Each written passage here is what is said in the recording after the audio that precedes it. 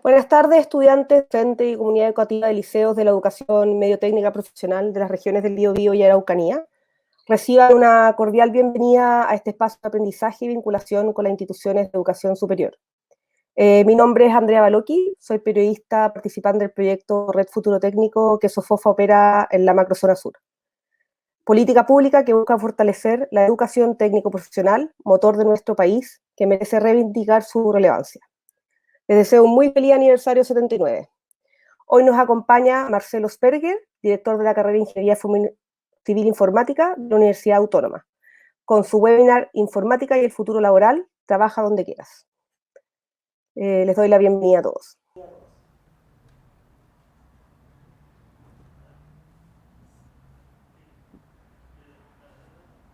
Gracias, Marcela, por esta bienvenida. Desde la Universidad Autónoma de Chile saludamos a todos los que hoy día están siguiendo esta transmisión. Estamos transmitiendo desde el auditorio Juan Pablo Laporte de sede Temuco y nos encontramos junto a Marcelo Sperger, el director de la carrera de Ingeniería Civil Informática de nuestra sede, con quien hoy vamos a conversar sobre su carrera, sobre su experiencia profesional y cómo también hoy día los jóvenes y los futuros profesionales se pueden insertar en el mundo laboral. Los invitamos a hacer sus preguntas en el chat que aparece en nuestro canal de YouTube y también a seguirnos en nuestra cuenta de Instagram, DAE Universidad Autónoma. Bueno, Marcelo, muchas gracias por haber accedido a esta conversación, a esta transmisión que hacemos en colaboración con Futuro Técnico Araucanía para las regiones de Biobío y de la Araucanía. Entonces, partamos conversando sobre tu vida un poco. Cuéntanos, tú eres de acá de Temuco, ¿dónde te formaste profesionalmente? Sí, bueno, primero saludar a todos los que nos están viendo, agradecer el espacio de poder estar acá también dando esta charla y promoviendo un poco la carrera y la informática. Bueno, yo soy nacido acá en Temuco, yo estudié Ingeniería Civil Industrial, mención informática en la Universidad de la Frontera. Tuve la oportunidad de hacer un posgrado en Ingeniería Informática en la misma casa de estudio en la UFRO. Y bueno, de ahí es muy ligado a la informática desde chico, desde que estaba en la media, tratando de solucionar cosas que no sabía cómo se solucionaban, echando a perder, pero de cierta forma aprendiendo todo lo que es ese pensamiento lógico que requiere la carrera. Y una vez que entré a la carrera me di cuenta que era lo que me gustaba. ¿Sí? ¿Tú sabías cuando saliste de cuarto medio que informática era lo tuyo o dudaste un poco también? Dudé un poco, ¿eh? Dudé un poco, sí. De hecho quería estudiar odontología, pero era porque nunca vi como la informática como algo como un rubro, un oficio o algo para, por así decirlo, algo como una carrera profesional. Siempre la vi como un hobby. Me apasionaban mucho los computadores, pero luego en último momento me di cuenta que sí era. Entonces cuando postulé Ingeniería Informática en la UFRO, estuve un par de semestres y luego me cambié a Civil Industrial Mención Informática porque por un tema de objetivos que tenía en ese momento. Y bueno, pero más tarde me di cuenta que la informática era lo mío y ahí me especialicé en Ingeniería Informática con mi magíster. Y cuando entraste a la carrera, ¿pensaste un poco qué era lo que tú esperabas o qué esperabas cuando entraste recién a primer año? ¿Pensaste que iba a tener puras matemáticas, quizás estadística, que ibas a ver quizás, no sé, circuitos, sistemas? ¿Qué esperabas? Sí, bueno, dentro de mi ignorancia en ese tiempo, con 18 años, yo creí que la ingeniería informática iba a ser mucho relacionado a solamente codificar, solamente estar programando en un computador en todo momento, ¿sí?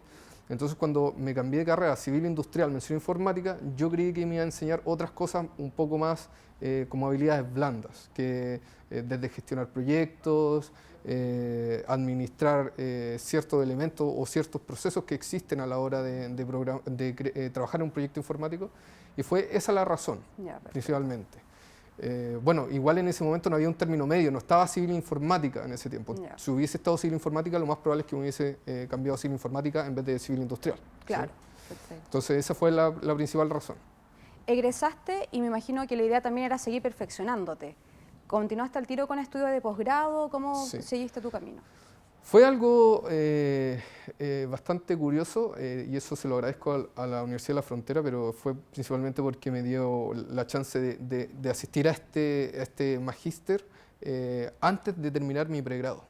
Entonces pude hacer como una convalidación de alguna asignatura y perfeccionar otra y pude obtener este grado junto con mi título en un tiempo acotado, ¿sí?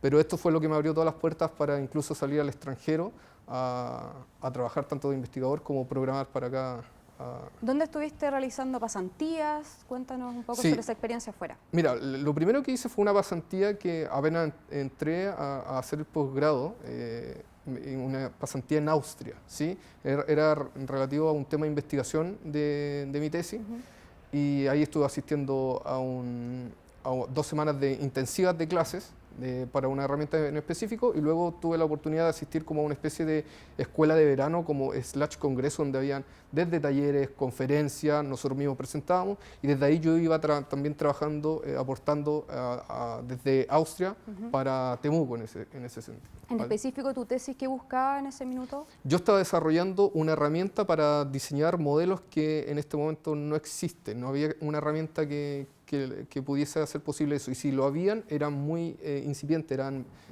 tenían algunos problemas que mejorar. Entonces yo tenía una propuesta, y parte de ese desarrollo tenía que ver con la Universidad de Viena, que trabajaba con una herramienta que a mí me servía para poder lograr eso. ¿Sí? ¿Cuánto tiempo estuviste realizando esta pasantía? Allá estuve 1 mes y medio, ya. Sí, 1 mes y medio, y luego volví a Chile, y luego me salió, bueno, de hecho yo me acuerdo que estaba en Viena cuando recibí la noticia que había quedado también en Canadá en una pasantía, y esa duró 4 meses.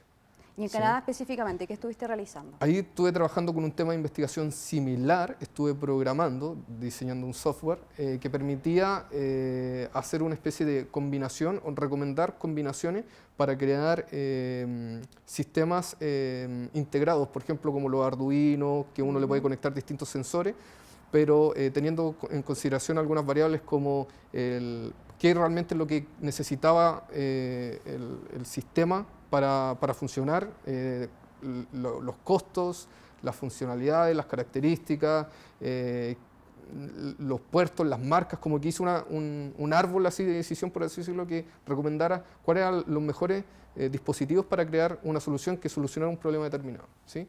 Bueno, eso ¿De diferentes áreas o de un área en específico? No, eso era lo interesante, porque de repente, dependiendo de los requerimientos que uno tenía, uno le iba pidiendo ciertas cosas, entonces este software hacía como un cruce de toda esa información para intentar arrojar el costo eficiente, un sistema costo eficiente para implementarlo. Ahora esto fue en ámbito de estudio, en el sentido que se iba a implementar en asignaturas de pregrado allá, y bueno, no alcancé a terminarla, pero dejé la base para que lo sigan construyendo. Era una investigación que era de la Universidad allá de Ontario, bueno, ahí la siguieron otros estudiantes después de mí, y yo seguí aportando a la distancia. ¿Sí? ¿De qué año estamos hablando? 2016-2017 fueron esos 2 años muy movidos de toda mi carrera universitaria. Sí. Porque tú eres un profesional súper joven. Es primer año que estás en nuestra universidad como director de carrera. Exacto, sí.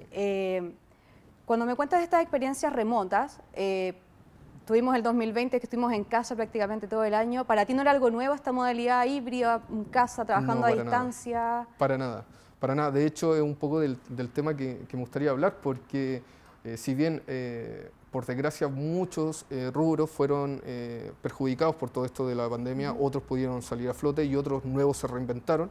La informática fue, y quizás muchos que nos están viendo en esto comparten, una oportunidad para potenciarse mucho más, porque ya todos los rubros se empezaron a transformar digitalmente o a digitalizar, que es la forma más sencilla de hacerlo, y empezó a demandar mucho servicio de software. ¿Sí? Entonces yo justo en ese momento, yo estaba trabajando también en una empresa de desarrollo y teníamos constantemente pedidos desde Santiago o desde el sur, desde el norte, pedidos para trabajar en desarrollo de software, y no parábamos, nos faltaban manos. Entonces fue una demanda que fue en aumento durante toda la pandemia, ¿sí? Y eso se debe a que todos los sistemas, o sea, todos los negocios se empezaron a digitalizar. Por una parte, obviamente, vemos que el rubro, el campo, se fortaleció mucho más durante estos últimos meses, y quizás los usuarios, como yo, por ejemplo, que no son tan especialistas en el área, también tuvimos que adquirir nuevas experiencias, un nuevo conocimiento respecto al tema de la informática. ¿Cómo lo has podido ver tú respecto, por ejemplo, con los estudiantes, tu relación quizás con tus mismos compañeros de trabajo, este tema de tener que adaptarnos a esta virtualidad, a esta modalidad tan híbrida? Sí, bueno, yo creo es raro, porque ahora viene una generación, que no sé cómo se le podría llamar, la generación... Millennial, Centennial... Sí, pero que les pegó el COVID. O sea, yo tengo estudiantes de primero en este momento, seguramente me están viendo, les mando un saludo, mis estudiantes llegaron con una facilidad muy grande de adaptarse, de pasarse de una clase a otra. ¿Pero por qué? Porque ellos estuvieron ya en cuarto medio de una forma quizás así. Entonces, yo creo que esto es lo que hizo que el mundo completo se intentara digitalizar. O sea, ya las personas que no confiaban o no le tenían fe a lo digital, a la informática, tuvieron que hacerlo obligados porque si no se quedaban ahí, ¿sí? Entonces, si bien las nuevas generaciones yo creo que ahora vienen mucho más potenciadas en esta área, las generaciones pasadas yo creo que están en ese constante esfuerzo de adaptarse y bueno, yo creo que lo han hecho bien. O sea, hay muchas instituciones, sobre todo aquí en la Autónoma, que han ido adaptando distintas formas de hacer clases remotas, laboratorios remotos, híbridos también ahora. Entonces, yo creo que lo bueno que ha dejado todo esto, aparte de las buenas prácticas sanitarias, es los conocimientos o esa amistad que uno debería tener con la informática, abrirle la puerta a la informática y poder hacer lo que uno hace, pero con computadores, con software. Y pareciera que quizás, bueno, todas las familias estuvieron en casa, ¿verdad? Estuvimos confinados mucho tiempo, los papás tuvieron que integrarse a esta modalidad también de clases, muchos chicos estaban en la casa y quizás todos juntos fueron aprendiendo también un poco más sobre lo que significaba tener clases virtuales, sobre lo que significaba hoy día manejar computador, saber que te puedes conectar a Instagram, saber que te puedes conectar a las clases. Hablemos un poco hoy día quizás cómo se viene el futuro, hablemos de cómo se viene el campo laboral también, de lo que significa hoy día la informática. Pero para hablar de esto del futuro laboral tenemos un video de introducción, al parecer. Sí, exacto. Yo traje un video. Bueno, esto sobre todo va enfocado a las personas que les gustaría introducirse al mundo de la informática, tanto de estudiar como empezar a aprender de a poco.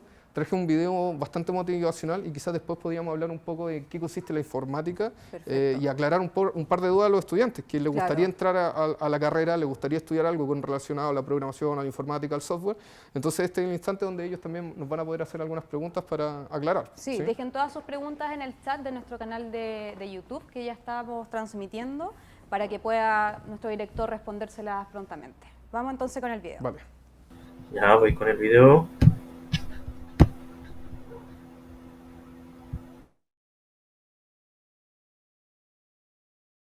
What do you want to be when you grow up, Olivia? An astronaut. I want to be a fashion designer. A basketball player. I want to be an actor. A doctor. A teacher. A chef. An artist. What do you want to be when you grow up? A mermaid. Do you know what a computer programmer is? Yeah, no. No. No. I think it's something that has codes and is able to decode a mystery. I think that they... Wait, what? Computer programmer? No. Nowadays, just about everything requires some form of programming. So, what is it? Programming is basically explaining to a computer what you want it to do for you. When you're programming, you're teaching possibly the stupidest thing in the entire universe, a computer, how to do something. Programming is one of the only things in the world that you can do where you can sit down and just make something completely new from scratch, whatever you want. It's really not unlike kind of playing an instrument or something, or playing a sport. It starts out being very intimidating, but you kind of get the hang of it over time. Coding is something that can be learned, and I know it can be intimidating. A lot of things are intimidating, but what isn't? A lot of the coding that people do is actually fairly simple. It's more about the process of breaking down problems than sort of coming up with complicated algorithms as people traditionally think about it. Well, if it's fairly simple, why aren't there more of us doing it? Over the next 10 years, there will be 1.4 million jobs in computer science, and only about 400,000 grads qualified for those jobs. That's a shortage of 1 million people. So how do you start?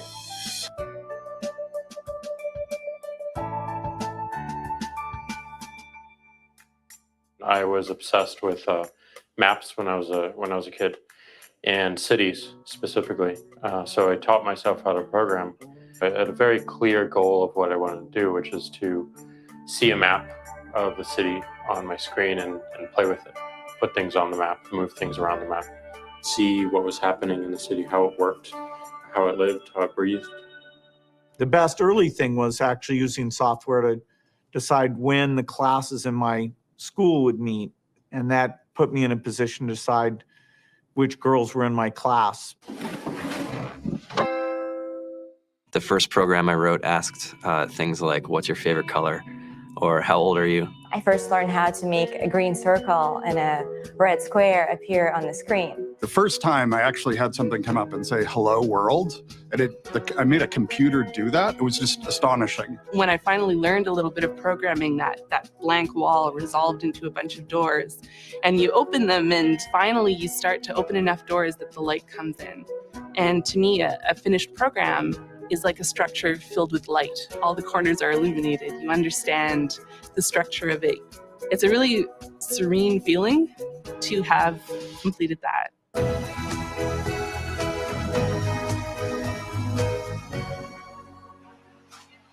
It took me some time to realize that creating things with your hands or creating code, creating programs is just a different way to express creativity. I think right now there's a big emergence of the culture of making. People who make their own scarves and hats, people who write their own apps. Now it's just limited by your imagination and sort of what kinds of ideas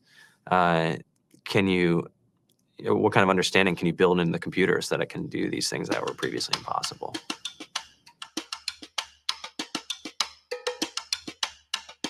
All great things are built in teams when you collaborate with other smart people.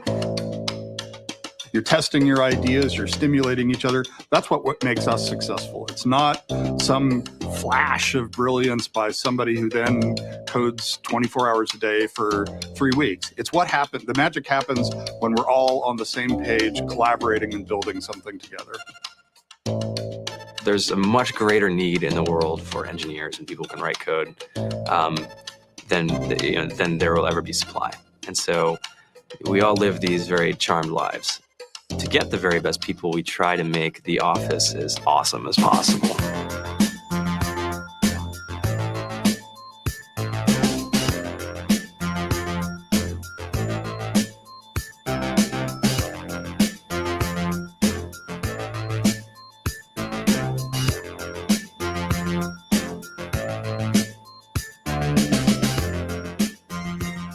We have a fantastic chef, Free food, breakfast, lunch, and dinner.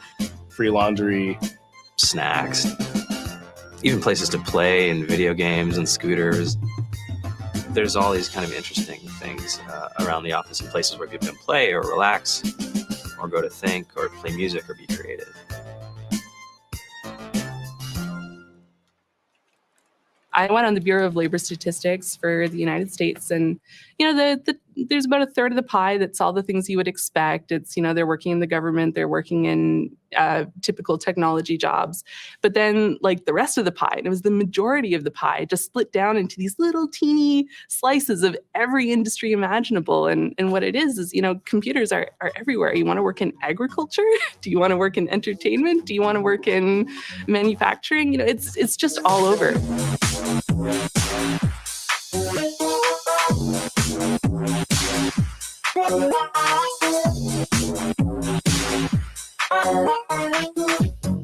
Here we are, 2013.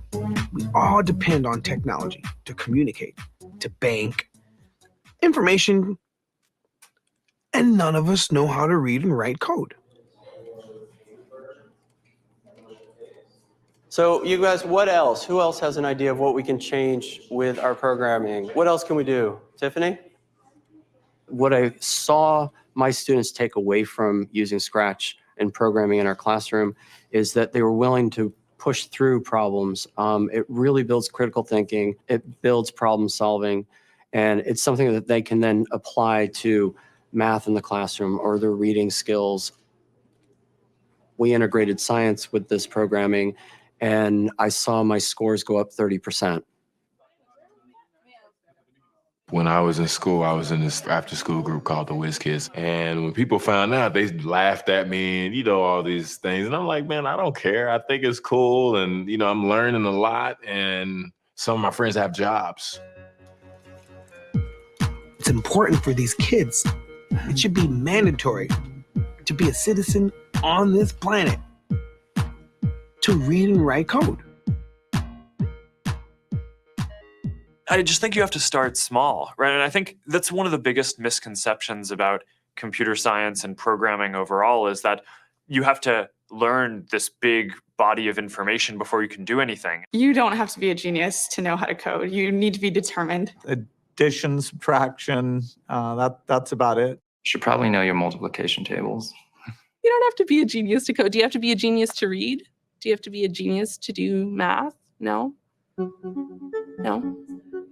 I think if someone had told me that software is really about humanity, that it's really about helping people by using computer technology, it would have changed my outlook a lot earlier. Whether you're trying to make a lot of money or whether you just want to change the world, computer programming is an incredibly empowering skill to learn. To be able to actually come up with an idea and then see it in your hands and then be able to press a button and have it be in millions of people's hands. I think we're the first generation in the world that's really ever had that kind of experience. The programmers of tomorrow are the wizards of the future.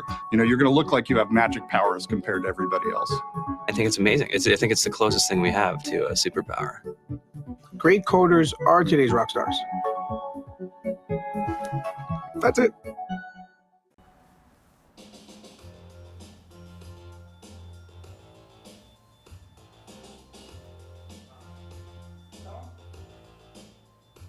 Ok, Muy interesante el video que acabamos de ver. interesante. Muy interesante.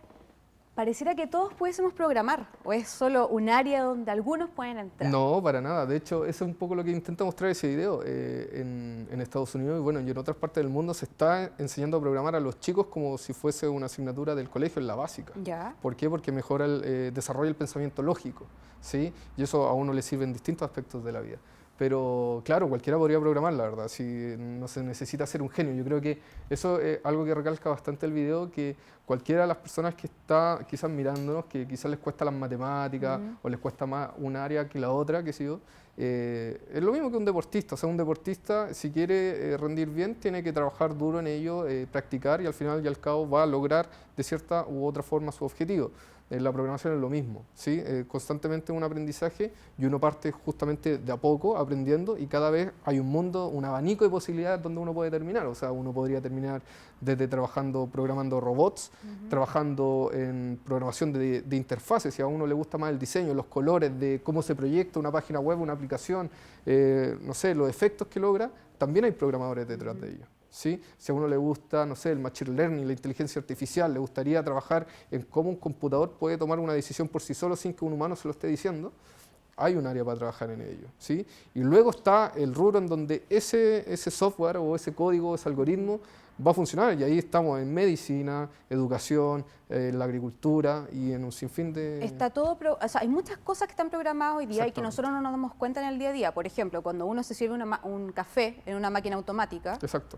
Eso está programado. Está programado por alguien que diseñó un software específico para esa máquina. Exactamente. Y lo bueno de ese software es que es replicable también, porque una de las grandes ventajas que tiene la ingeniería de software con respecto, por ejemplo, a la ingeniería en construcción, no sé, hacer la universidad con todos los proyectos, con los planos, los materiales, cuesta mucho dinero. En cambio, el software tiene la gran facilidad de que va a costar un poco de dinero, pero después es una de las pocas áreas en donde tú con Control-C, Control-V puedes replicar un proyecto de millones de pesos. Entonces, eso es una de las cosas que no las tiene en otra área y es una ventaja normalmente para los programadores. Entonces, también se trabaja mucho eso, incluso en la reutilización de código, ¿sí? Reutilización de software. Desmenucemos un poquito el tema de la programación. ¿Ya? Cuando hablamos de programar es porque nosotros estamos diseñando algo, ¿cuál es la definición exacta de programar? Mira, la programación es la forma en que nosotros como humanos le damos instrucciones a un computador para que haga lo que nosotros queramos. Perfecto. El computador es una máquina de cierta forma tonta. Si nosotros no le decimos lo que hace, es solamente chatarra, ¿cierto? El programador, o sea, los celulares, los computadores, todo lo que tiene un programa dentro, si no tuviese ese programa, sería solamente un montón de chatarra. Entonces, ¿qué hace un programador? Un programador habla en un lenguaje que la máquina, o sea, en realidad no es que la máquina lo entienda, ese lenguaje va a ser interpretado al lenguaje de máquina, y ese lenguaje de máquina es el que la máquina entiende para hacer las cosas. Entonces, al final lo que hace una persona, un programador, escribe código en lenguaje de programación y le dice, quiero que prendas las luces, quiero que coloque este botón de color rojo y que cuando se apriete yo le envíe una notificación a un amigo, le envíe un mensaje, etc. ¿Sí? Y esos códigos que se instalan en cada una de las cosas, ¿verdad?, que se van desarrollando, ¿son distintos? ¿Son uniformes? ¿Son códigos, o sea, son mezclas de códigos distintas para cada programación? Exacto, hay de todo, porque estamos dependiendo desde dónde se va a escribir un código, o sea, dónde se va a desplegar ese código, depende de la estructura de la máquina, del computador, va a ser programado en un lenguaje u otro, ¿cierto? También tiene que ver para qué se va a usar, ¿sí? Si va a ser una página web, una aplicación de celular, también hay distintos códigos o lenguaje de programación para ello. Según el área en que se desarrolla. Exacto. Y aparte, o sea, no piensen que es un programador hace todo Facebook. O sea, Facebook no lo hace una persona, no lo hace un programador que estuvo de, no sé, de 8 a 8 todos los días por 2 años. No. Hay un equipo gigante. O sea, aparte del software es muy social porque para lograr lo que hace Facebook, o sea, o Instagram, de que te recomiende, por ejemplo, las fotos que más te gustan o los videos que más te gustan, ahí hay un algoritmo gigante donde participan muchas personas para que sea tan eficiente y que realmente te muestre, te ofrezca lo que tú quieres ver, y aunque no lo sepas que lo quieres ver, y hasta que lo ves y te das cuenta, oye, ¿por qué estoy pegado aquí 30 minutos, 15 minutos?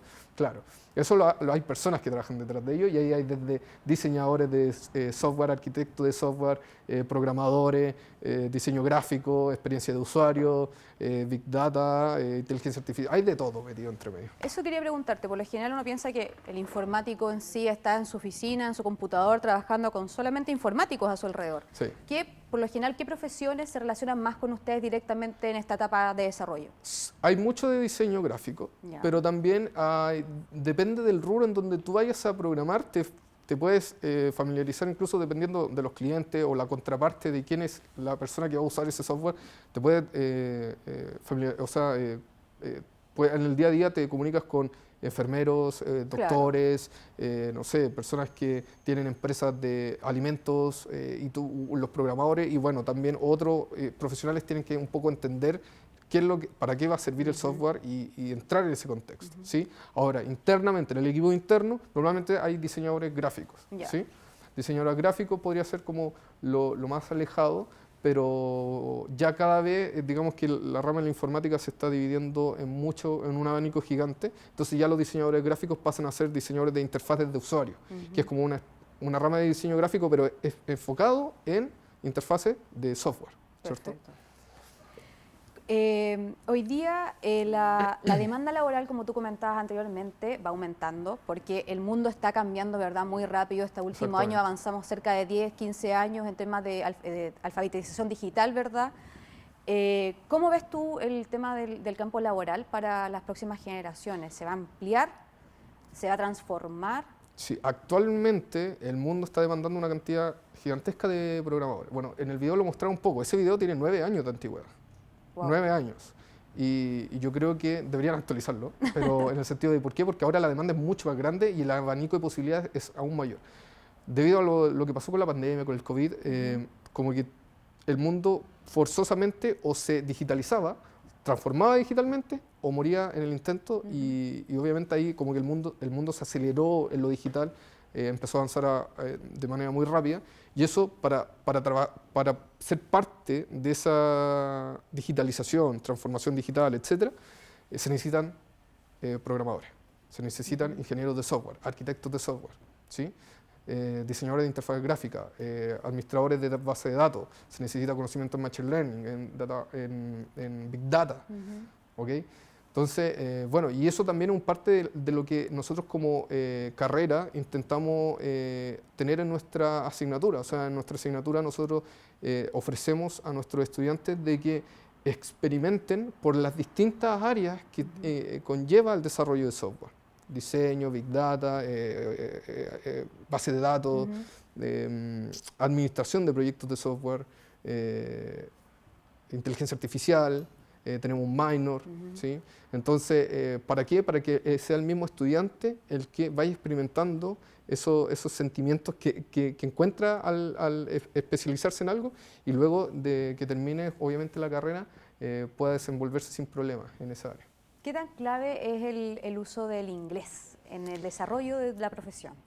Es clave. De hecho, yo tenía unos par de consejos que darlo al final. Es clave. O sea, si a ustedes les gusta la programación y quieren llegar lejos de la programación, el inglés es clave. De partida, ¿por qué? La mayoría de los lenguajes de programación usan palabras en inglés en el momento que uno lo escribe. Y segundo, la documentación. O sea, un lenguaje, normalmente cuando uno está aprendiendo, hay una documentación que te enseña a utilizarlo y normalmente, en la mayor parte en el mayor porcentaje de los lenguajes de programación y de la documentación está en inglés. ¿Sí? Entonces, uno tiene que entender esa documentación y es un lenguaje técnico. Es un lenguaje bastante técnico. Hay veces que uno puede pillar alguna traducción, qué sé yo, pero nunca es tan exacto. Siempre va a haber alguna palabra que se malentiende y que si uno entendiese inglés, lo puede entender sin problema. Y lo otro, que normalmente las comunidades que hacen foros, aportes, discusiones sobre algún problema en específico, cuando uno normalmente está resolviendo problemas en programación, y cuando está buscando elementos en Internet como para guiarse, apoyarse y saber cómo lo resuelven otras personas, normalmente esos foros, esos debates son en inglés. Entonces uno tiene que saber qué es lo que están recomendando, qué es lo que está diciendo un colega de la profesión que quizás ya pasó por eso y tiene 10 años de experiencia y que uno lo puede adaptar para hacerlo dentro de sus buenas prácticas, ¿cierto? Todo está en inglés. Entonces es muy recomendado. Y sobre todo si uno quiere trabajar en el extranjero, que es muy normal. Hay empresas de Estados Unidos que demandan chilenos para que trabajen a distancia allá. ¿Por qué? Porque falta mano de obra. O en Europa, o en Australia, ¿cierto? Demandan mano de obra y eso es en inglés. ¿Sí? Entonces ya tenemos claro que hay dos conceptos básicos que has mencionado tú. Primero, que cualquiera puede programar, que no es solo para alguien especialista, ¿verdad? Informática o seco para las matemáticas, todos pueden programar. Y aprender inglés, es la base también para poder desarrollar el programa. Y bueno, si alguien no es bueno para el inglés, a medida de la universidad, bueno, normalmente nosotros en la carrera también ofrecemos esto de inglés, tenemos varios niveles de inglés, entonces siempre hay tiempo para perfeccionarse, nunca es tarde para aprender, y esas son las recomendaciones que yo podría dar en ese sentido. Quiero preguntarte por un tema que ha estado bastante en boga último tiempo en las noticias, ¿verdad?, en las redes sociales, que tiene que ver con los robots, ¿ya? Hay muchos robots que están empezando hoy día a reemplazar quizás un poco las labores humanas. No aquí, quizás todavía en América Latina tan fuertemente, pero sí en China, en Japón se están haciendo algunas pruebas. ¿Qué opinas tú de esas programaciones que hay respecto a que hay robots que podrían incluso reemplazar la labor que hacemos nosotros? Quizás más adelante no vamos a estar nosotros aquí, va a haber un robot, ¿verdad?, realizando esta entrevista. Entonces, ¿qué opinas de eso al respecto? Exactamente. Bueno, eso en parte es un temor que está latente, sobre todo en las personas que quizás no confían mucho en la informática, en la tecnología. Y bueno, yo tengo una opinión que respecto a que sí, efectivamente quizás van a haber puestos que sean reemplazados completamente por robots, pero también asimismo van a salir nuevos puestos. ¿Ya? Es decir, se necesita gente que mantenga esos robots, gente que incluso van a aparecer nuevas empresas que ofrecen servicios de robot, transporte de esto, asistencia, se va a necesitar gente que asista de forma remota, qué sé yo, para controlar o hacerle mantención a un equipo, a un robot, qué sé yo. Entonces, van a empezar a aparecer nuevos puestos. El ser humano normalmente es así. Normalmente cuando se siente de cierta forma bloqueado, bueno, pasó la pandemia, empezaron a aparecer nuevas ideas, nuevos proyectos, nuevas soluciones y así. Entonces, es lo mismo. Yo creo que va a pasar lo mismo y es parte de esta revolución. O sea, estamos viviendo la cuarta revolución industrial, en donde la informática es fundamental para apoyar todo esto y ya estamos. O sea, la verdad es que esto va a pasar. Yo creo que no hay vuelta atrás. Entonces, hay que empezar a adaptarse y como digo, los informáticos son clave en este proceso. Son muy clave. Perfecto. Bueno, nos llegó una pregunta a través de nuestras redes sociales por ahora, ¿ya? De un estudiante. Y nos dice que a él le interesaría poder conocer un poco más de la carrera. Entonces, ¿dónde se puede contactar contigo para poder conversar o quizás para acercarse a la universidad o para tener hoy día una conversación quizás a través de Teams u otra plataforma que se puedan conectar? ¿Cómo se contactan contigo para conocer un poco más de informática? Hay varias formas. puede ser la investigación quizá un poco más personal del interesado, que es accediendo al portal de Autónoma, busque en las carreras Ingeniería Civil Informática y ahí va a aparecer la malla de asignatura, una descripción de la carrera, el campo laboral, etc. Y si tiene dudas, no hay problema que me escriba o a mi correo, que no sé cómo compartirlo, marcelo.esperguel@uautonoma.cl, y si no, puede venir a la universidad y venir a hablar conmigo personalmente en la oficina y yo puedo contarle un poco más mi experiencia con respecto a mis conocimientos sobre la carrera y explicarle en qué consiste la asignatura, la malla, las prácticas, entre otras cosas. ¿Sí? Perfecto. Esperamos nosotros desde la Universidad Autónoma de Chile, ¿verdad?, que esta conversación haya sido muy, muy valiosa para todos quienes hoy día nos están siguiendo. Les recordamos que van a seguir estas actividades. Este jueves tenemos una nueva conversación, en este caso con Daniela Quintana, directora de la carrera de Ingeniería en Construcción, hablando, ¿verdad?, de construcción, de mujeres también en el área de la construcción, de las nuevas tecnologías y de todo lo que se viene para los próximos años, ¿verdad? Y los dejamos súper invitados también para que se sigan sumando a las actividades de Futuro Técnico, ¿verdad? Que estamos viviendo la semana de TP virtual y nuestra universidad ha querido sumarse a esta celebración. Y esperamos también que también nos sigan a nosotros en nuestras redes, a través de YouTube, Instagram, Facebook. Nos pueden encontrar ahí como Autónoma Temuco, DAE Universidad Autónoma. La carrera también parece tiene un Instagram al que pueden seguir. Tengo un Instagram que empecé a armar hace muy poco. Se llama Easy Informática UA Temuco. Easy Informática, como Ingeniería Civil Informática, Easy Informática UA Temuco. ¿Sí? Ahí ustedes también me pueden contactar por ahí directo, si yo soy el que administra ese perfil. Así que si no me quieren escribir el correo, me escriben ahí y yo les contesto. ¿Sí? De todas formas, tienen nuestras redes sociales para que nos puedan escribir y lo contactamos con nuestro director de carrera para que puedan conversar. Vamos a cerrar esta jornada, vamos a...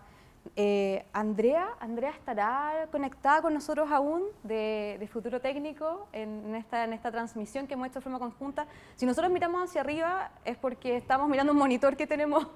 Así que Andrea, te dejamos a ti. Bueno, muchas gracias por su exposición, muy interesante. Los dejo a todos invitados a que participen de las otras actividades que hay en esta semana de Futuro Técnico. Muchas gracias por asistir. Muchas gracias entonces. Muchas gracias a todos por seguirnos y nos vemos en una próxima ocasión.